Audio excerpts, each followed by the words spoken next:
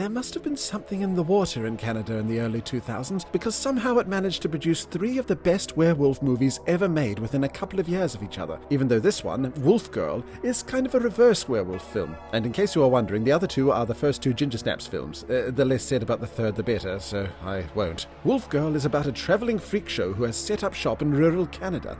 They put on shows, have some friction with the locals, usual stuff. The titular Wolf Girl is Tara, or Tara, or Terra, as you may call it depending on the region. She is a teenager with hypertrichosis, a real condition in which thick hair grows on your face and other parts of the body. In the freak show, she plays a wild beast, but she's a gentle soul who gets abused by local teens and just wants to be normal. In town, she makes friends with Ryan, a shy guy whose scientist mother is working on an experimental hair removal technique, and she takes it. It works. She starts to lose her hair, but she also starts to become a beast. An animal in human form. There's a spectacular supporting cast of professional and amateur actors, and in true Freaks fashion, they gave actual sideshow performers the chance to do their thing on screen. Among the more mainstream actors, there's Shawn Ashmore from the X-Men films as one of the local bullies, and the prolific Canadian actor Victoria Sanchez as the titular Wolf Girl. But acting-wise, the highlights are probably, as always, the perfectly cast Tim Curry and Grace Jones. Curry plays the kindly leader of the troupe, who sees Tara as an adoptive daughter, but also sees dollar signs in her newfound ferocity. And there's Grace Jones stealing every scene she's in as Christophe Christine,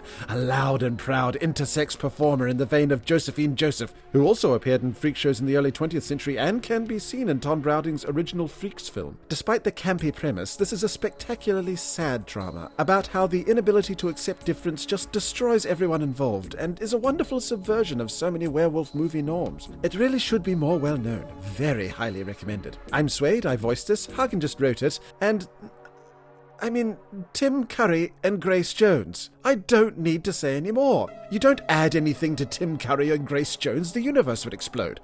Oh, and did I also mention there's a couple of great musical numbers? First Big Bang, there's been the yin and the yang, and still to tango it takes 2.